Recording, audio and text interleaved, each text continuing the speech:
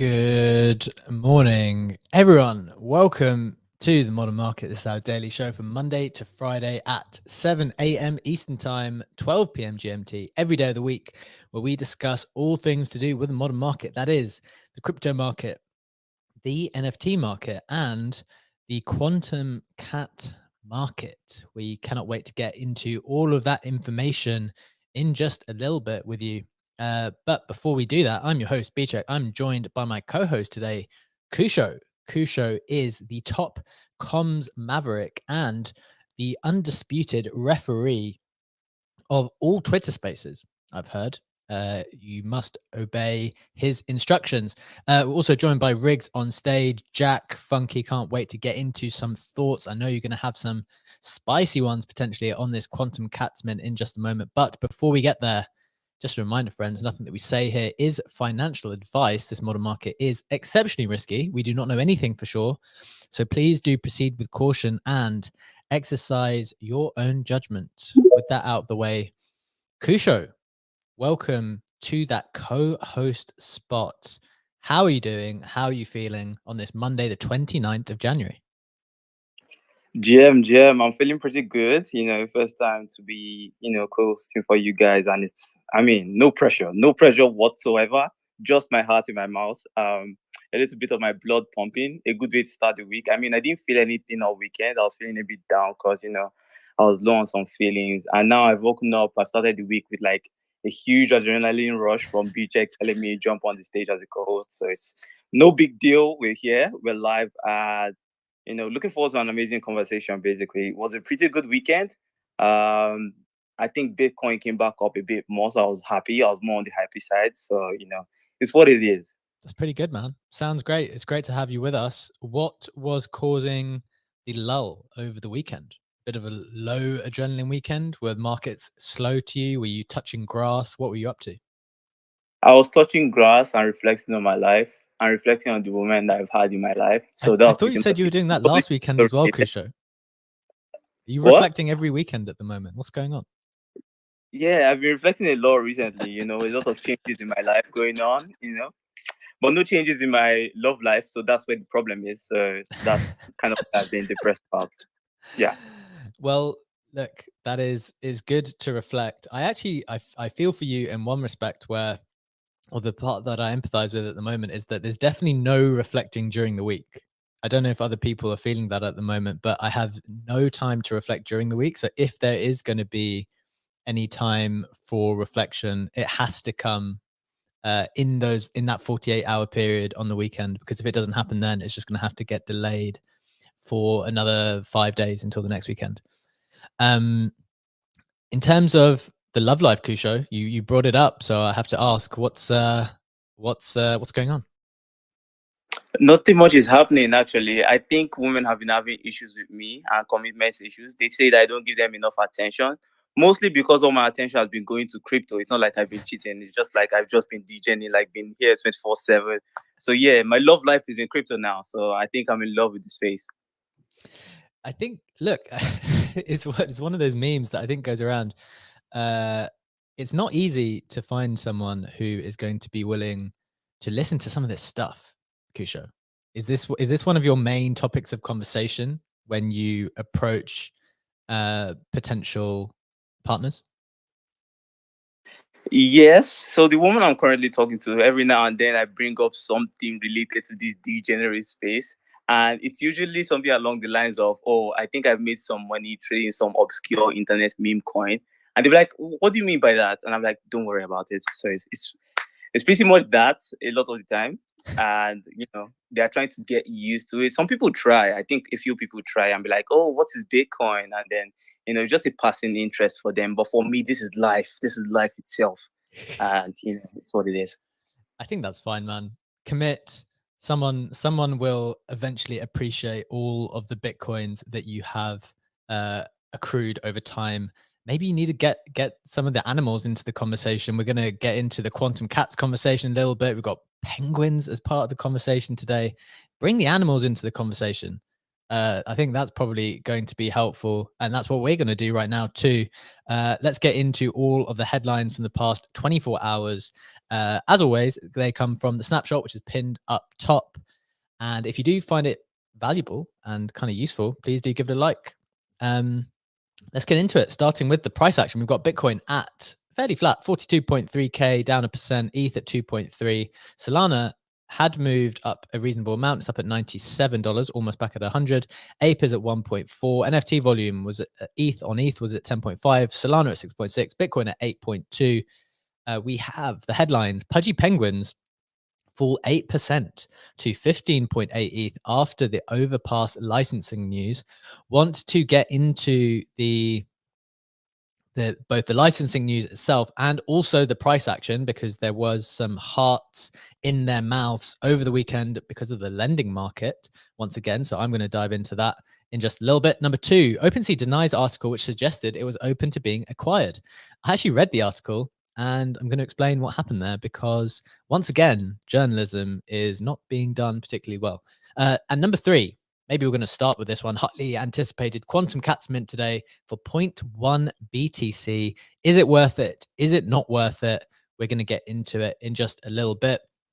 In terms of the price action on floor prices, we've got CryptoPunks at 62 ETH, Bored Apes at 25, down 1%, Mutants at 4.4, DGods at 3, Captains at 4.4, Azuki down 5% at 6.8, Penguins down 9% at 15.7, Moonbirds at 1.1, Nouns winning bid was at 8.2 ETH. Kusho, those are the headlines. That's some of the price action. Any numbers catching your attention there? Not much in terms of the price action, but I feel like for me, the NFC volume and seeing it climb up to the top in terms of volume is very surprising to me right now. Like what has been going on in ETH, there's nothing much that has happened. But yes, we see ETH at $10 million and BTC at 8.2, Solana at 6.6. What is going on there? Do you have any idea? I feel like this might be because quantum cards have not minted yet, but let's just see how it goes. Look, I actually think that's a great point. Obviously, we report on those volumes every single day, and we have touched on it before, where it's kind of reverted back to business as usual, which is interesting because I'm just going to put the volumes up for the people on YouTube. We obviously made a really big deal a while ago about how the Bitcoin volume was completely pumping, and then Solana even overtook Ethereum volume for a couple of days. And most recently, it's kind of just gone back to normal. So ETH is sitting at 10.1, Bitcoin at 7, Solana at 6. I think ultimately maybe other chains will move aggressively every now and again. But just think that all the huge quantity of cultural NFT assets exist on ETH. So at the moment, I suspect, or my thinking is that yes, there might be times when other chains have high volume. There will be times when something highly anticipated comes out and it might overtake for a little bit, or when something catches fire for a particular reason. That you can't compete with the quantity on ETH right now. This NFT movement on ETH, where you had multiple thousand pieces of collections, started in 2021. I mean, obviously there was stuff before that, but like that real movement where we all came in was in 2021. And for these other chains, they're just starting now. So especially because those older collections have seen a lot of love recently, maybe they're announcing tokens because they're far further on in their development cycle. Like that volume is going to go to where there's already an established group of people. So I think that's my thinking of what explains the reversion back to ETH, or why the volume has kind of gone back there. Kujo, what do you think of that? Any thoughts from your perspective? I think that makes a lot of sense because it's one of these things where the collections that see a lot of trading activity on a daily basis, like we've seen coverage of CryptoPunks trading at extremely high numbers almost every single day for the last how many weeks, how many months. And this is something that is sustained over a long period of time, not just something that happens like 1 day, 2 days at a go. So I think this is why it is like that. I don't know if lending contributes to NFC volume. Is that a thing? I don't know. Well, one of the things that lending has facilitated is the additional leverage that you can use to buy NFTs. So when people put on bids, that those kind of, well, I know this is how it works on Gondi. Like if you put a collection offer for a loan, someone can use that quantity of ETH that you put down as um, a buy now, pay later kind of thing. So you can use that ETH as a way to access that, as a way to get to that NFT. If you don't have all of the ETH, you can use that. So all of the NFT FI mechanics are obviously far more developed on ETH as well. So all of ETH has kind of developed, well, ETH has developed into Blur, right? Blur is like the fastest liquidity, the best liquidity already. You also have things like Gondi, NFTFi, Arcade, where the lending market is far more developed. I know that exists on Solana with Sharkify, but it kind of operates just in a different way. And on Bitcoin, obviously, like a lot of that stuff doesn't even exist yet. And as you know, when you transact on Bitcoin, when you try to buy and sell, it's still like it's very clunky. It's what it was like on ETH previously. So I think all of that does have some type of impact.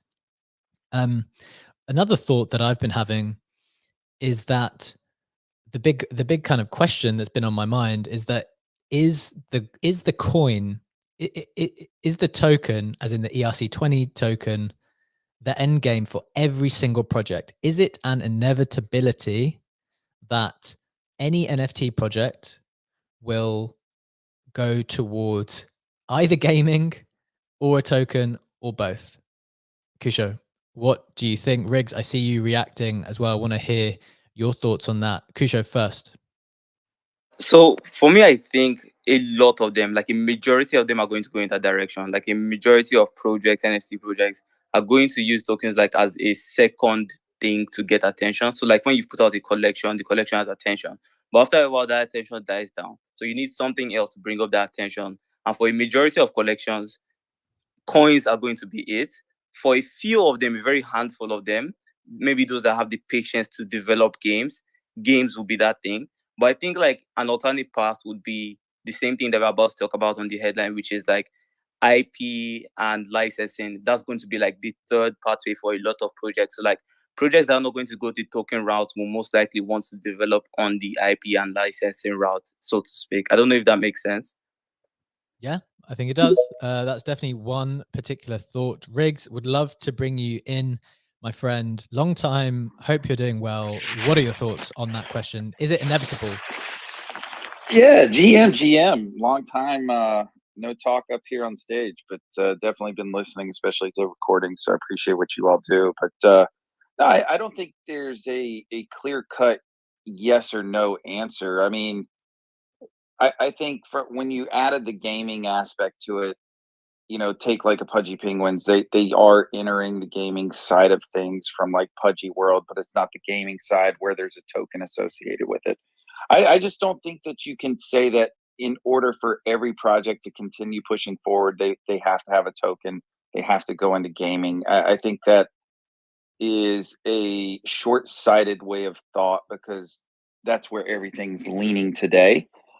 We don't necessarily know where it'll start leaning in the future, and I do think gaming and tokens will be a big aspect of it. I mean, if you look at liquidity alone, liquidity in a token is so much more vast than liquidity in NFTs. And I do think that gets away from a little bit of what we originally thought of as NFTs, which are digital collectibles, which, when you think of collectibles, they weren't originally designed to be traded at high velocities. That being said, these markets and the chaos that we see has kind of shifted some of the way that we think through some of this. So I think that you will see a large subset of projects, especially some of these older projects that want to find a way to make sure that they're remaining or retaining some of that attention that Kusho was speaking of, begin to lean into the token meta. I think if people aren't exploring gaming, I think that's a mistake. I think they should at least explore the options of it. It doesn't mean they should go into it.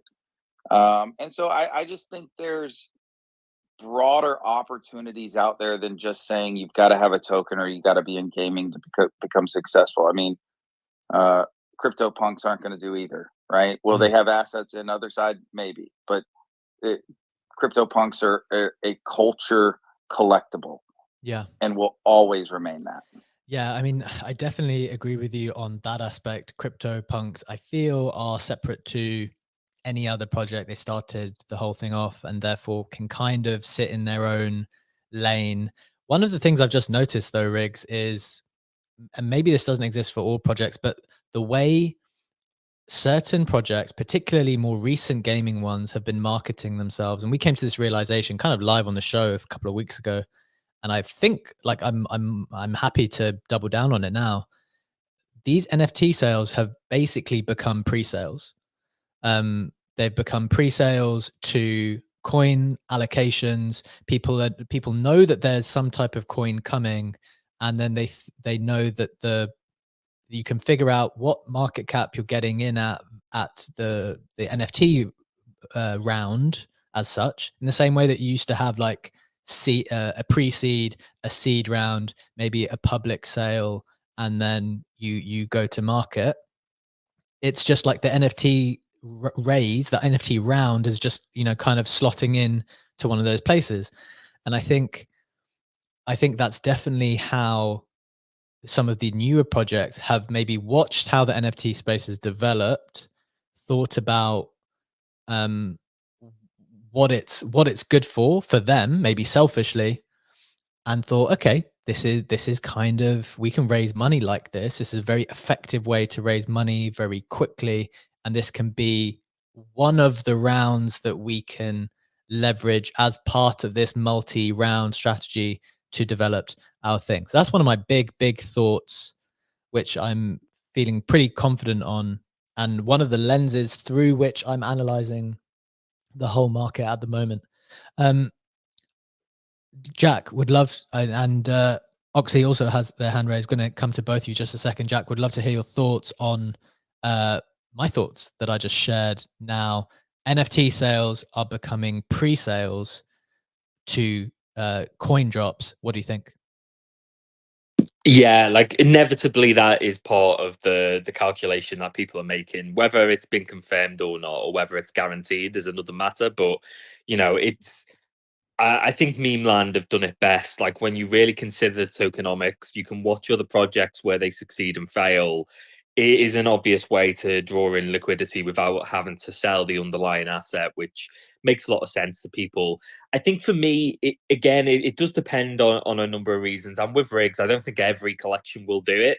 I do think, though, when you start looking at numbers like 10 to 30K collection size, with what these projects are doing right now, without like a concrete utility or product behind it, if you're looking at events, if you're looking at new collections, like what other utility options there are, it pretty limited. But even with that, it makes sense to me to utilize token within the utility that you offer, so that people feel like they're getting a fair share. So, for example, what I haven't seen a lot of projects do yet, but I expect is fairly inevitable in like a real bull run where everyone can't access events, everyone can't do specific things, is that token can start being used for that access. I really wouldn't be surprised if that does happen. If you want to get to an event, you put some of your tokens on the line to say, yes, look, I'm guaranteed I'm going to be there. Bored Ape Yacht Club do it just with USD at the moment, but I wouldn't be surprised if that, started going into ApeCoin, and the same thing for like even drinks packages and stuff. Right now, projects are wasting a ton of money with events, with drinks packages, food packages, and one of the big concerns is that they don't really understand how many people want to go, how many people are actually going to turn up, how many people want to drink, all those sort of things. And it just makes sense to me that a token, it just makes that easier. The same with merch, the same with other options. So I do see it being actually functional within projects in the long term. Interesting. Yeah, maybe there's a way for the ERC20s to become more functional, more things to do. Interesting thoughts there. Oxy, your hand is raised next. Then want to check in with Kusho, and then Tiro coming straight to you. Oxy first. Welcome. Thank you. I appreciate it. Yeah. So I think you're right. In some sense, it is a pre-sale. So I think we can maybe kind of group projects into two categories, one being a utility-based project and then another being maybe more collectible or art-based, if you will. And I'm going to speak in kind of absolutes here, but so if I look at Pudgy Penguins, for example, it's like a real company creating real revenue, creating real value for the company. If some third-party company comes in and buys it, currently Pudgy Penguins don't see distribution, they don't see a share of the like profits coming from selling the company. Outside of the speculation of what this new company might be able to do for them, the value isn't going to be projected onto the Pudgy Penguin collection necessarily. Now, if there's a token and a deal structure is around that token and shares or however you want to structure it, there's real value there because the Pudgy Penguins actually hold those tokens that will directly be equated to whatever value that sale kind of comes into or whatever it might be. And then similarly with gaming, right? Because like you were talking about with utility and actual use cases for the token. So I think in some instances, yeah, you're absolutely right. It is a pre-sale for the token, and it depends on the project whether or not it makes sense, I think. Yeah, interesting thoughts there. I want to bring in Matthew's point from the comments. He said if NFTs are pre-stage funding, all NFTs are securities in the eyes of the US SEC, not sustainable, sadly, unless they want to avoid US sales or take massive fines. So I agree with you, Oxy. It does obviously depend on the project. The key thing that has made this more resolved for me recently is the way that some of the gaming projects in particular, often ones that are not domiciled in the US, have been pushing their tokens where every single person knows there's a token coming at the same time, and therefore it's become so obvious that it is like these two things are deeply attached. It's like buy the NFT, in 2 to 3 months there will be a token. And I think that's where people have been taking it, particularly teams that are not based, or maybe specifically teams that are not based in the US. But yes, I appreciate, and my point to Matthew in the comments just now is also, it's not necessarily the case that you would need to say you were US based and trying to figure out, well, how can we do this? I guess the way to do it is the way teams have done it, right? Like in 2021, they had no idea that it could potentially operate in this way. And so therefore it can't be a security if you sold something in 2021 and then 3 years later you think, oh, okay, well, maybe we should drop a token attached to this now, because there wouldn't have been an expectation at the time of it. Maybe that expectation changes over time once people kind of establish a proper working model, and maybe it does become the expectation. But I think it wouldn't be easy to prove that Pudgy Penguins, for example, after dropping in 2021 and after a change in leadership, that those NFTs would be securities all these years later, when the expectation at the time definitely wasn't that. So there's a few interesting things at play here, but very, very important to analyze because of the way things are moving forward and the way the new projects are coming to the market. I don't want to spend too much more time on this because we definitely want to get into the quantum cat stuff, but I do think it's important to discuss, because maybe I even wanted to tie this into quantum cats and think about the raise that Taproot Wizards did. Kind of wondering whether there could be something like this attached to it. Kusho, I wanted to check in with you, then we're going to Tiro. Kusho first. Yeah, so I'm going to touch on it real quick. And my first answer is yes, I agree with you. I think it is true that NFTs are pre-sale. My other layer to this would be that I think it's because of where we are as a community, as an ecosystem, which is that when an NFT project comes out and we all buy these NFTs at a very reasonable price, or maybe at a very high price, it comes with the expectation that something else is going to happen as a result of us owning the NFT. And that is what kind of prompts the project or the founders to kind of go ahead and create something else, even if creating something else was not initially part of their plans. The other way I look at it is, depending on who is coming at this from a particular angle, I think that the reflection for some projects or for some builders would be to build a product, then use NFTs, not just as not as a pre-sale raise for liquidity, but as a pre-sale raise for attention. So you've created a project and now you're trying to get attention for the project. So you release an NFT collection, make it a free mint, and do it in a way that people's eyes are all over the project. And as a result, their eyes are all over the products that you've created. So that's kind of how I'm reflecting on it. I think it is a thing where NFTs have certainly become pre-sales in a lot of ways. But that's just my own reflection on it, basically. Yeah, I like that idea. And just for a little bit of context for people wanting to kind of go behind the scenes of how some of these tokens come to market and the stages of the raises, one thing that we've noticed, because we've participated in some of them, is that in between the seed round and the public pre-sale, there's also typically this kind of middle round as well now for whatever you want to call them, KOLs, thought leaders, angels, just before the pre-sale. And again, it's part of that attention grabbing time where they want to maximize the attention that they can get. So maybe they feel, well, this is certainly the case, that projects will feel that their audience is limited so long as they are limited to just the JPEG, whereas the coin market opens up a whole host of other potential investors, buyers, and liquidity. So that is interesting to kind of keep in mind as well. Tiro, thank you for being patient on this. What are your thoughts on this pre-sale, NFTs as pre-sales question? I think it's definitely interesting. I don't think it's a total factor, but it does factor into some projects, which can give you allow lists and mints for new upcoming hot projects. We saw this in the excuse me, in the bull of 2021, and we'll see it again as we start ramping up possible run in here in 2024. It should be interesting to see. But yeah, I get what you're correlating and seeing that, it's like, you sign up for or you buy an NFT and you get membership, and this membership allows you to get perks. These perks could be certain things, certain mints, certain open edition mints, alpha information. Yes.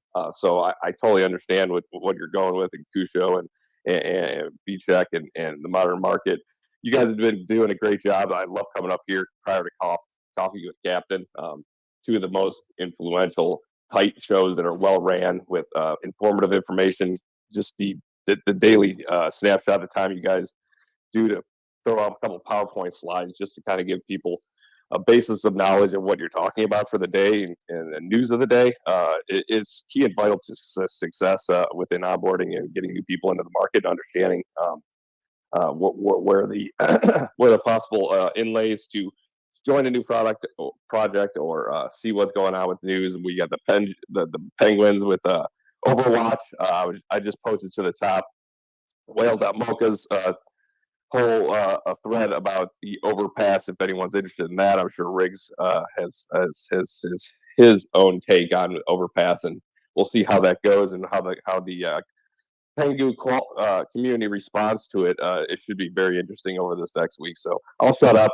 Interested about this whole Bitcoin 0.1 mint.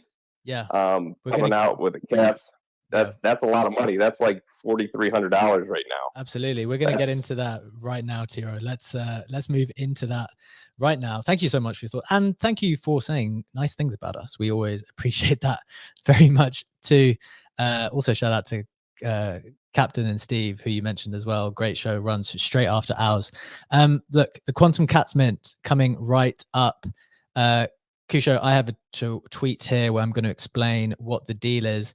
I will also want to change the title of the space at the same time. Maybe I'll do that at the same time. Quantum Cats Day. Here we go. Right.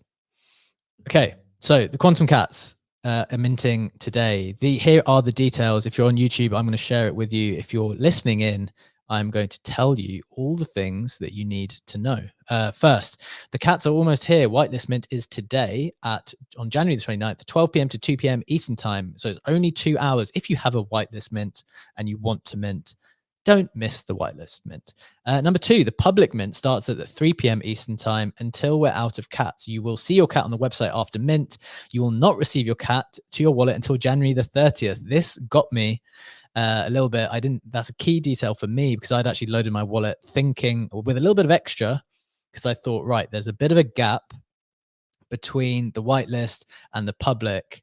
If someone from the whitelist wants to list before the public for like a quick small flip beforehand, I was thinking maybe I could snipe something, but that is not possible unfortunately, because no one buying in that time will be able to know what price it's trading at, which is kind of smart because it makes the public it makes the public not know what the market value of the whitelist mint will be until they've minted. They also said that if you're whitelisted, you have a guaranteed spot. If you show up on time, you can go to the website to prepare your wallet. You had to do this process where you pre-registered. I don't think you can pre-register still, although I would recommend checking it out and double checking that if you were interested. The public mint is open for everyone, starts at 3 p.m. Eastern time, continues until the collection sells out. The amount of cats available at this stage is limited. To mint fast, prepare your wallets now. Same URL will be used to mint. Don't go to the website at the time. Your new cat will show on the Mint website once your payment confirms. However, it will not be transferred to your wallet yet. You will receive your cat the day after the mint. God, they're just saying the same things over and over in this thread. We cannot wait to start this journey with you. And there's going to be a space at 5 p.m. My time, 12 p.m. Eastern time, to kind of have a little bit of a minting party. Look, this is going to cost 0.1 Bitcoin to mint.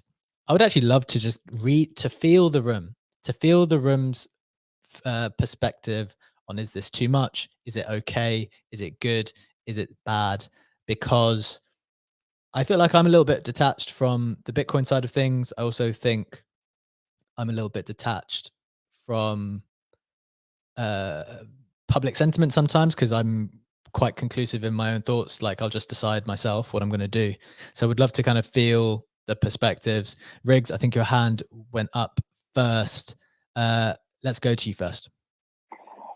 Funky actually had his hand up first. I got to give it down to our guy Funky. So if that's all right. That is very, very all right. Thank you for that. Funky, welcome to the stage, my friend. How are you doing? What do you think on the cats?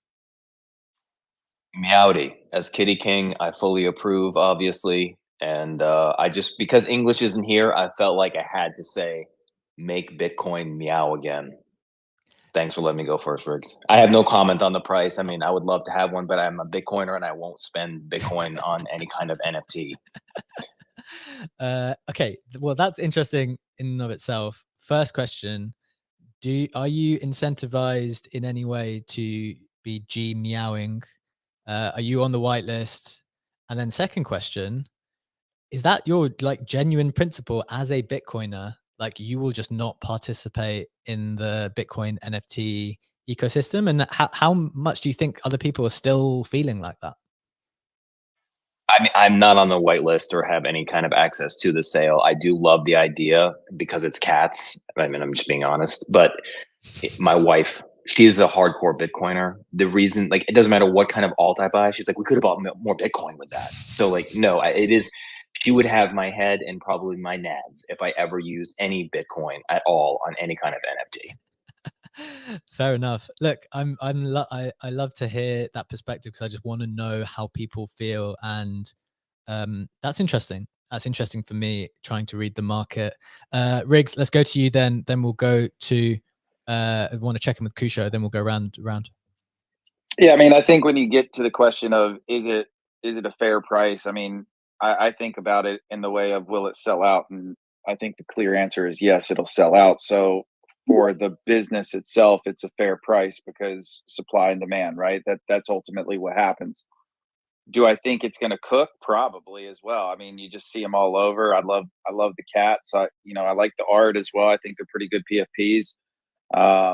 Ultimately, down the road, we've seen this on ETH. When you have these high mint prices, there's also big expectations long term, and at some point, it can come back and backfire. And you've seen that in cases, say like a Moonbirds, right? Where clearly there was demand for it. They paid the price. People paid the price. Well, then delivery has not sufficed to those expectations. And so I just think that some of these Bitcoin ordinal projects need to be very cautious, because when you start to think of 0.1, right, to a lot of people, 0.1, no big deal.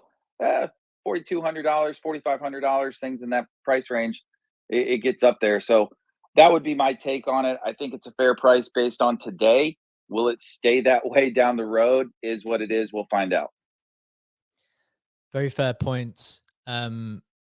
I typically agree with that kind of core point as well, which is like if something sells out, people are allowed to sell things at prices people are allowed to meet the demand. That's like one of my core thoughts in general. Like it's not a rug if you are willing to meet, like if there's sufficient demand to buy the thing. It's a rug if you then don't do anything with it and have no intention to do anything with it, blah, blah, blah, blah, blah. But if there is demand and people willing to pay the price, I kind of lean into that as well. Kusho, want to check in with you here. What are your thoughts about the cats? One, it's cats. Number one, Okay. it's cats. Two, the techno law behind quantum cats is insanely well put. Like the techno law in terms of the technological layer, the storyline, and all of that, and how it fits into the story of Bitcoin is brilliant. And then three, it's cats. As a fan of cats and all things cats videos, I think this will cook. I think this is good. I mean, I think I'm biased because I lean into ordinals and I see the position that Taproots have in terms of the entire ordinal ecosystem. But at the same time, they are cats and the technological story again is beautiful. So yeah, I think they'll go. I'm not going to be minting because I'm broke. I also don't have a whitelist, so that's it for me. But I think it's a good cook. Interesting thoughts. Follow-up question for the people who are like not certain there, Kusho. When you say the techno law is like outstanding or super interesting, what do you mean by that? So what I mean is when you go to the Taproots, the Quantum Cats website, for example, and you open the website, the first thing it goes through is like a story of how OP Cat has been a part of Bitcoin but got removed, but wasn't really removed. So it's kind of like a story, especially with the fact that OP Cat is a very important function that allows for smart contract functionality and some other things. So it's a very huge core part of kind of like the Taproot upgrade and where we are seeing Bitcoin go in terms of Bitcoin being functionally capable of DeFi, of some of these bridge and other use cases that we see in ETH. So I think they are trying to tell a story that would usually be hidden in a lot of techno bubble behind white papers. So now you have something that would normally be in a white paper being told in a story that is very digestible, very easy for someone to understand, even if they had no idea what Bitcoin was in the first place. Fair enough. Very interesting. Just to give a little bit more context for the people who, for whatever reason, might not be fully aware, they had raised. So this is one of the projects before they've even got an NFT project out. They had confirmed their raise back in November. So this is 2 months later, more than 2 months later. Bitcoin-focused ordinals project Taproot Wizards raised 7.5 million in seed round. They describe themselves as Magic Internet JPEGs, offers a collection of Microsoft Paint images of wizards, harking back to a 2013 Bitcoin meme of Magic Internet money. So remember, this is going to be, the first collection. The wizards will be the next collection. Am I crazy to be thinking about this in terms of how much they raised, figuring out the market cap and the FDV of this sale, and already thinking about a potential coin? Like if typically what we have noticed on every ETH project that announces a raise is that there is a liquidity event later down the line for these investors who have put in all of this money. Like, well, how else are they going to get their money out at some point in time? I'm already doing the maths. I can't remember what the number came out as, and I don't want to make up a number, but I times whatever it was, 3,333 by the 0.1 Bitcoin value. Maybe Kusho, if you could do that maths while we're doing this and just come back to us in a second. But I'm already 14 million. 14. Thanks. So yeah, 14 million, like as a market cap for these cats. Sounds cheap to me. For cats. I mean, we've been around 3 people, and 3 people absolutely love cats so far. So 14 million sounds way too cheap for some beloved cats. Jack, I want to throw to you. What do you think of my thought process there, figuring out the kind of FDV of the collection, thinking about a coin already? Stellar thought process as usual. B, I think you're definitely one of the leading minds in this space. Look, I think for cats, I'm not a big cat guy. I'll be honest. I'm sorry if that's polarizing. I'm a dog guy. I'm a big dog guy. Cats, not for me. Bitcoin cats, very much for me. I Okay. think there's the big difference between cats and Bitcoin cats. And Bitcoin cats, for me, they aren't going to throw up hairballs all over your sofa. They aren't going to just be vicious and also not require any attention from you. I'm a guy who, if I get a pet, I actually want that pet not to loathe me. And that to me is just not cats generally, but I have heard that that is guaranteed utility with these op cats is they do not loathe you, but actually if you pick one of these MFers up, they do provide at least some version of generational wealth in the long term future. That's just a rumor, but it's something that I've heard. But generally speaking, look, point one, really reasonable. I think Riggs mentioned moonbeds. Really reasonable. Yeah, like genuinely, like that is it's gonna mint out within the first 5 minutes. That's just gonna be guaranteed. It's gonna absolutely cook from there. The reason I say it's absolutely reasonable is because these guys have been talking about ordinals, like Udi and the devs there. They are some of the tech leaders in Bitcoin, and they have been for some years now. And they've been talking about their first collection, Taproot Wizards, since at least they announced it. I think not this Art Basel, but the previous one. So it's not like these guys haven't been building; they just haven't sold anything yet. And I think that's a big difference in this space. They're actually very OG in that respect. But also the main thesis is look at the frogs, look at Node Monks, look at these 10K collections, and the fact they hit 0.2, 0.3, up to 0.5 as a floor price on a 10K collection. Even with Taproot Wizards as the initial collection, I still think it's really reasonable. I think it definitely gives people an opportunity to hold and see some like really decent upside. And yeah, for me, I didn't get whitelist, even though Bitcoin D Gods literally had a 1 in 3 chance of getting one. I did not get it because my luck just unfortunately is not there. But I do like the Moonbeds thesis. I do think this cooks out the gate, but it does also come with huge weight on those shoulders. But I also see this as something that these guys really can do. I think they're really Web3 centric. I think they come from this place. I expect to see some real innovation from this team. And I love what Kusho was saying about the lore as well. I think that's a big part of Bitcoin. From the pizza onwards, like there's so much lore around Bitcoin, around like how it came about, what happens later. And I think teams who understand that and build on that, that's the thing that in the long term, in the future, really like gives historical provenance to these collections. It's the lore building. Good stuff. Interesting thoughts. The thing that I particularly thought was helpful as a comp for people to be having in their mind is that, yes, this is only 3,000 something, and the Wizards are still to come. And I guess those other projects, some of which you mentioned, are higher supply and higher price. So that's probably worth thinking about when trying to do the maths on it. Although obviously there's no guarantees with this stuff. Look, guys, I want to get to the Web3 roundup to bring people up to speed with everything else that's been happening in the space in the past weekend.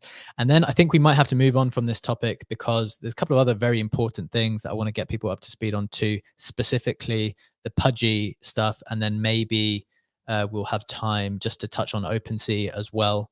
I think we've done enough on the cats, frankly. Right.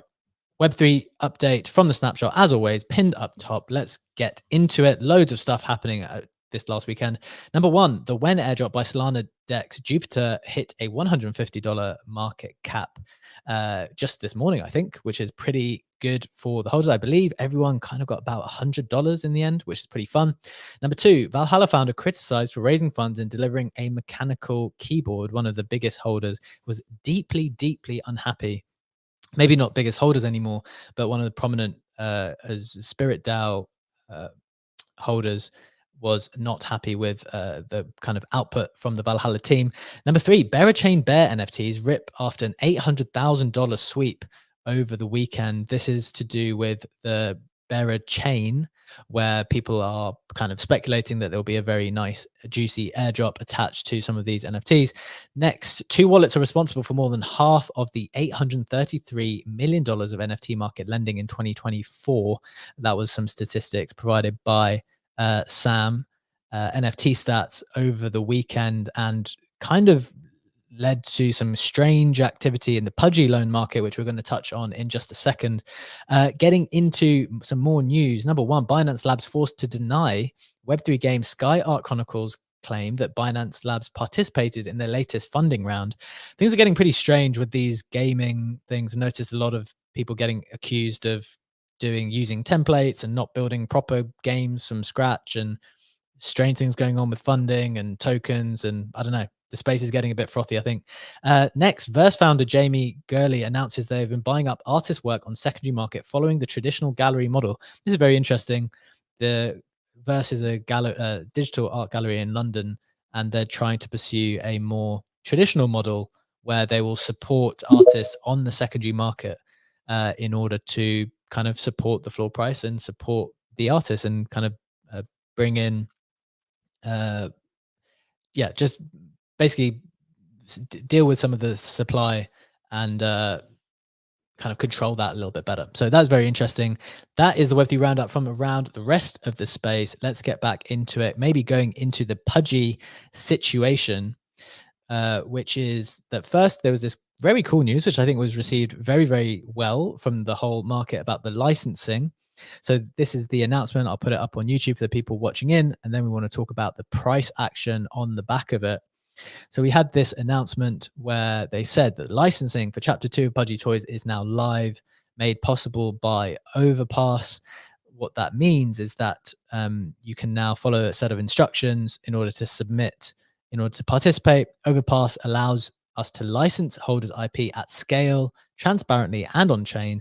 This Chapter 2 deal brings 88 Pudgy Penguins and Lil Pudgies to life through plushies, action figures, clip-on plushies, and mystery figurines. They've done this already in 2022 when they did this for Chapter 1. Licensing enables the inclusion of holders in big partnerships, company initiatives, and content, ultimately showing ways NFT IP can be utilized through the alignment of holder and brand. And one of the key things that they said is that until today, licensing Web3 has been expensive and full of friction. With Overpass and the help, with Overpass, we've abstracted the headache that is licensing NFT IP and have offered a solution that will allow you to license your NFT with nothing but a couple of clicks. So very, very cool news there. I think it was basically received very, very well, more or less, from around the space. Kusho, what are your headline thoughts on the news itself? And then, because we're kind of short on time, would love to throw to Sam, NFT Stats, who's just joined up top, to kind of get a sense of what was happening with the price action and the lending market here. Kusho. Yeah, so I think this is a very huge innovation. In a lot of ways, intellectual property law is a very complicated thing for like the average layman. Even for me, like before coming onto this space, some of the things about royalties and a few other things were a bit blurry.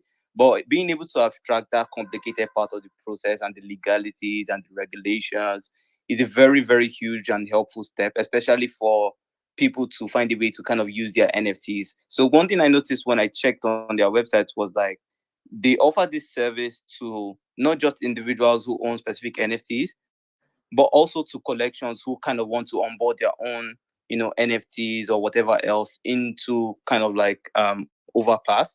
And I think that's very interesting. They are forming like a shovel for a potential gold rush, because we are most likely going to see all these cute themed kind of NFTs try to also leverage on things like this and find a position for themselves in the IP space. I think there are not many projects. It's not for every project. I think it's not for every project because it's the kind of thing where they can find a lot of synergy in a Web 2.5 type of way with brands that already align or lean towards kind of like similar audiences. So I think it's very interesting off the top of my head. And I think it is more or less the kind of place that we'll be seeing in a few months to a few years if the NFT space reaches the level of adoption that it's supposed to reach. Very nice, strong thoughts there. I like it. Would love to throw to Sam now. Sam, welcome to the stage with us. We were having a little chat yesterday about the lending market that was affecting Pudgy Penguins. What do you think about the price action off the back of this news, and what's the games being played in the lending market?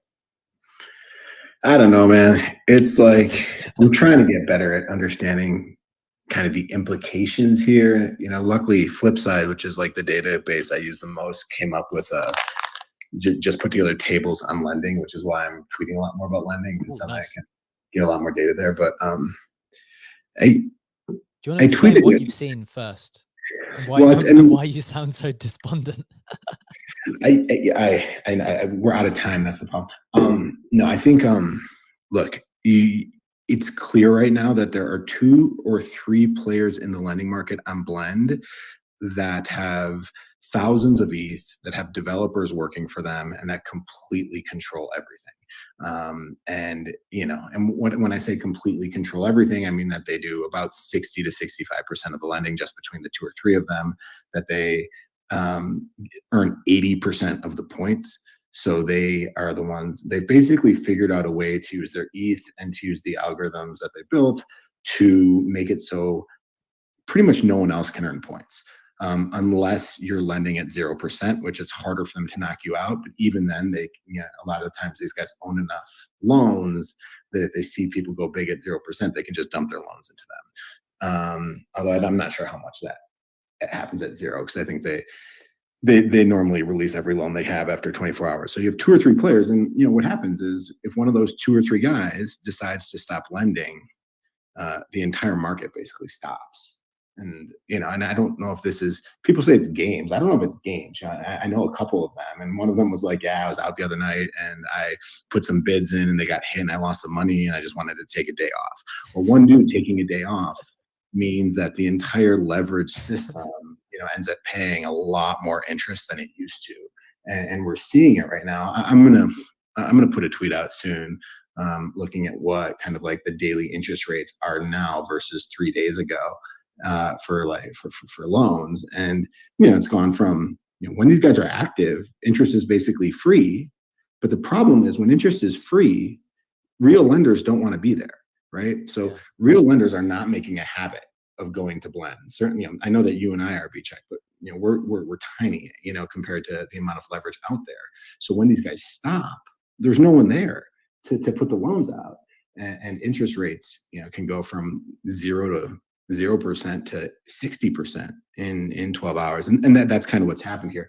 The reason I'm a little despondent's the wrong word, but the reason I don't sound as like upbeat is just because I don't know the impact. It's clearly over time, this makes it a lot harder for a lot of the people who pump and dump to hold their positions. But on a day-to-day basis, it's not that big. Even if you're paying 100% interest per day on a Pudgy Penguin, that's like 0.015 ETH per day. So it's the type of thing that a lot of these guys, I think, are willing to absorb. So I don't know. Yeah, it's hard to know the impact, but clearly, right now, if you want to lend, the market, the lending market is saying that these NFTs are going down a lot. So if you don't think that's true, then you can go out and lend and earn some pretty good interest. Really interesting stuff. One of the things I was actually thinking yesterday when we were talking about it was, what if this guy's just taken a day off? Like, I literally had that exact same thought where I think I entered a couple of loans and then the interest rates just kept going higher and higher and higher. And then you do start to think like, well, as you said, there's 2 main people, or maybe 2 or 3 main wallets doing like with the majority of stuff. What if they've just gone away for the weekend? Like, all of these loans going to get liquidated if literally no one steps in. And typically, like, I mean, in the end, these things, the free market does tend to sort it out, and they did get taken. But as you said, like, just to give people an appreciation, I know people on YouTube can see this, but like, at the moment, there's like 40% loan to value loans up as high as like 30-40%, and 50 to 60% loan to value loans, pushing similar regions like up at 50%. Like, this is just incredibly expensive to borrow at the moment, and these were all down at 0%, like not very long ago. The two things I'd say, one, I was talking to one guy who's a big lender, and he said he got drunk and got hit on a couple bit. Like there was someone who dumped a bunch of pudgy penguins, 20 at once. And 20 pudgy penguins is actually a lot of new supply to enter the ecosystem, because the status quo is these guys selling the same ones back and forth. So for 20 new ones to get added is a pretty big hit. And one of the big lenders told me that he had been drinking, he put in some bids, he probably shouldn't have put in, he got hit, he lost a bunch of ETH, and he was like, fuck it, I'm gonna take some time off. And we've literally just seen the entire market completely transform as a result. The thing that I'm always interested in is where are these Blur incentive structures leading to kind of like non-efficient outcomes? Like everyone just says, oh, the market will take over, the market will take over. Well, that's not really what's happening right now. Like you have a loan available right now on Pudgy Penguins for 5.3 ETH at 26% APY. You know, you can unwind these things in one day. You know, if you told the market like, hey, there are Pudgy Penguin, you know, you can earn 26% interest on a 5 ETH Pudgy Penguin loan. There are tons of players who would step in and take that, but they aren't. So there's something that's happening here where, and I think it is the monopolistic nature. Like most efficient markets also make monopolies illegal. And why is that a problem here? I just think that what's happened is because these guys bots and because their ETH is so powerful that they remove anyone who tries to compete with them, pretty much every other lender who's in the points game has quit. And I'm in a bunch of discords with lenders or with people who are in just Blur farming, and almost all of them are like, I'm done lending. So basically the monopolistic nature of this has meant that when these guys leave, there is zero liquidity because all the other players have completely left. So this is kind of why monopolies are illegal in countries. You know, it's because the market is too much in the control of a couple of people. And I think that's what's playing out here. I think that a lot of times, like kind of like crypto tourists, like, oh, well, that's just the efficient market playing out. But I think that in a couple of these incentive structures, which are extremely bizarre, like these are unprecedented incentive structures. Like on Blur, we're going to pay you to offer a loan, but we're not going to pay you to lend. Yeah. And you know, it's like, what? So what ends up, and I get why they do that, it's to prevent wash trading. But what ends up happening is all these guys just spoof loan offers nonstop. They can see the loans rising and then they leave when they arrive. So they really aren't trying to lend, but they've already got rid of anyone who actually does want to lend. And you just have this environment where there's just no one left. You know, as you said, over time, I'll tweet about it. You'll tweet about it. People will come in and say that makes sense. But by and large, I think that this market is like pretty supremely inefficient. I think it's because of the way that it's been allowed to be so monopolistic. And it's monopolistic because you need a developer. You need thousands of ETH. You need to have API access. Blur only gives API access to about like 10 people. I don't know, but like they don't give it to everybody. So there are all these factors that make it impossible for anyone to compete, even if you want to build a bot. So I don't know. Very, very interesting. One final question, and then we'll wrap because we've gone over time, but I think this is interesting, so worth it. Would it be right to think that if the people who are running the bigger accounts who are becoming far more monopolistic, would it be in their interest to, because they actually need people like you and me, right, who are going to come and give some genuine loans so that they can offer the 0% or 1% beneath and not get hit, because obviously they're in it for the point, so they don't actually want the loans to get hit. So they still need lenders in the game. They just need lenders who don't want to play the points game. Is that fair? So like they need people like me and you who will come in and be like, yeah, okay, I'll take 20, 30% or 40%, so that they can play their game around. I don't think for what they're doing they need us, because they could just, if it were up to them, like they would just offer loans at really high rates. And you know, I think on Blur, as long as you're the lowest loan, you're going to get paid the points. So I think we are a pain in the ass to them at some, or maybe not the ones who come in and actually buy stuff, but the people who they don't want are the ones who say, I'm going to go in and offer on Pudgy Penguins 10% APY at 8 ETH, because then they have to go to 9.9%. They're more likely to get hit. So they would prefer that we never even show up, I think. But they do need someone to show up, otherwise, because they're the ones who actually end up lending. No, they don't have to ever lend. If they just said, I'm going to offer 999% on 12 ETH on Pudgy Penguins, and they're the only people there. Oh, I see. No one's going to undercut them, and they're going to get in that world, there's literally no loans. Yeah, because no one would accept those terms. Yeah, exactly. I mean, but that's fine for them. Like these guys don't care about loans. I mean, they get 80 to 90% of the points, and they do about 30 to 35% of lending. They actually don't want a loan. Like these guys will leave. They don't care about NFTs. They will leave the minute they stop getting paid by Blur. Like that is categorical of all these guys. Like they literally, and I talk to them all. Like these are not guys who like NFTs. They're just trying to get as many Blur points as possible. Why they would just assume take as little risk as possible and get as many points as possible.